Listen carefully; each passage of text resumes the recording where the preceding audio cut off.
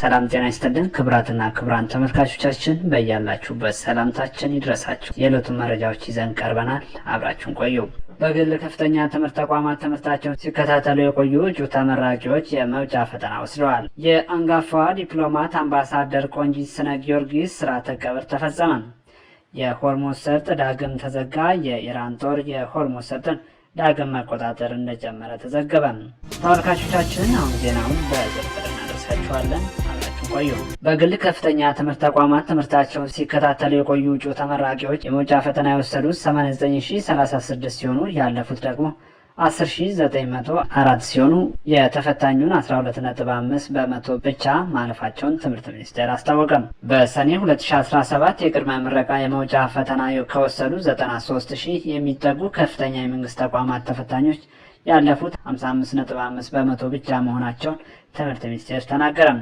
እንዲሁም በግል ከፍተኛ ትምህርት ተቋማት ፈተናውን የወሰዱት 89036 እጩ ተመራቂዎች ሲሆኑ ያለፉት 10904 ወይም የተፈታኞች 12.5 በመቶ ብቻ መሆኑ ተገልጿል። ሪፖርቱ የሚያመላክተው በግል ተቋማት ብቻ ከ78000 የሚበልጡ ተፈታኞች አለማለፋቸውን ነው።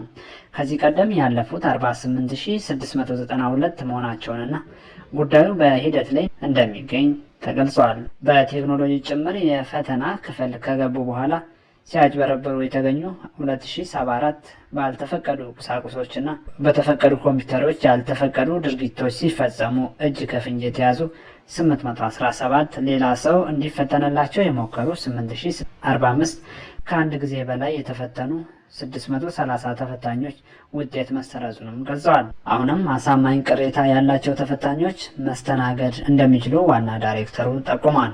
የትምህርት ሚኒስትሩ ፕሮፌሰር ብርሃኑ ነጋ በበኩላቸው የመውጫ ፈተና በሰጠን ቁጥር ብዙ ማጭበርበሮች እናያለን። ማጭበርበር ብቻ ሳይሆን ኦርጋናይዝድ የሆኑ ማጭበርበሮች ሁሉ እየታዩ ነው ብለዋል።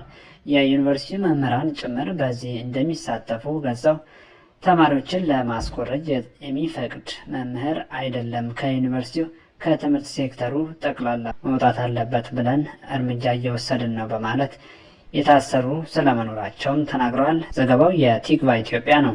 የአንጋፋ ዲፕሎማት አምባሳደር ቆንጂት ስነ ጊዮርጊስ ስርዓተ ቀብር ተፈጸመ። ለግማሽ ክፍለ ዘመን በዲፕሎማሲው መድረክ የኢትዮጵያን ብሔራዊ ጥቅም ለማስጠበቅ በጽናት የተጋደሉት አንጋፋ ዲፕሎማት አምባሳደር ቆንጂት ስነ ጊዮርጊስ ስርዓተ ቀብራቸው በዛሬው ዕለት በእንጦጦ ሐመረ ቅድስት ኪዳነ ምሕረት ገዳም ተፈጽሟል። በስነ ስርዓቱ ላይ ብፁዓን አበው ሊቃነ ጳጳሳት፣ ከፍተኛ የመንግስት የስራ ኃላፊዎች፣ ሚኒስትሮችና ዲፕሎማቶች በተገኙበት የታላቋ ዲፕሎማት የሽኝት መርሃ ግብር በክብር ተከናውኗል። አምባሳደር ቆንጂት ከቀዳማዊ ኃይለ ሥላሴ ዘመን ጀምሮ ለ50 ዓመታት ያህል በውጭ ጉዳይ ሚኒስቴር ውስጥ በተለያዩ ኃላፊነት እርከኖች ሀገራቸውን በታማኝነት ያገለገሉ የዘርፉ ቁንጮ ነበሩ። የኢትዮጵያ ዲፕሎማሲ ጥቁር አንበሳ በሚል የክብር ስም የሚታወቁት አምባሳደሯ የአፍሪካ አንድነት ድርጅት ሲመሰረት ቻርተሩን በማርቀቅ ረገድ ጉልህ ሚና ከነበራቸው ጥቂት ሴቶች ዲፕሎማቶች መካከል አንዷ ነበሩ። ለአፍሪካውያን አንድነት የቆሙና ለሀገራቸው ጥቅም የማይደራደሩ ጠንካራ ስብዕና የነበራቸው በመሆኑ ኃላፊነታቸውን ለኢትዮጵያ ብቻ ሳይሆን ለመላው አፍሪካ ዲፕሎማሲ ቤተሰብ ትልቅ ጉዳት መሆኑ ተገልጿል። የሆርሙዝ ሰርጥ ዳግም ተዘጋ። የኢራን ጦር የሆርሙዝ ሰርጥን ዳግም መቆጣጠር እንደጀመረ ተዘገበ። ፋርስ የዜና ወኪል፣ የኢራን የተማሪዎች ዜና ወኪል እንዲሁም ብሔራዊ መገናኛ ብዙኃን ኢሪብ አብዮታዊ ዘቡን ጠቅሰው የስርስቱ አካባቢን ጦር ተቆጣጥሮ በቀደመ ሁኔታ ላይ መወሰኑን ዘግበዋል። የተወሰኑ የጭነት መርከቦች በሰርጡ በኩል ማለፍ ችለው ነበር። አብዮታዊ ዘቡ በመግለጫው አሜሪካን በባህር ላይ ውንብድና ወንጅሎ ገዳ የምትለው ከባህር ላይ ዘረፋ አይተናነስም ብሏል። ኢራን ቀደም ሲል ወደቦቿ ተዘግተው የሚቆዩ ከሆነ ሰርጡን እንደምዘጋ ዝታ ነበር።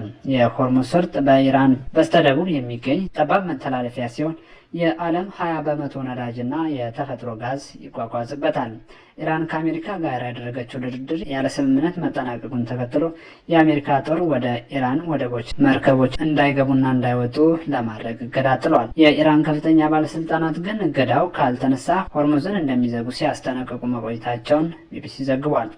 ተመልካቾች ለዕለቱ የያዝናቸው ዜናዎች እስካሁኑ ነበር። ነገ በተመሳሳይ ሰዓት በአዲስ መረጃ እስክንገናኝ ጤና ይስጥልን። መርጣችሁን ስለምትከታተሉ አመሰግናለሁ።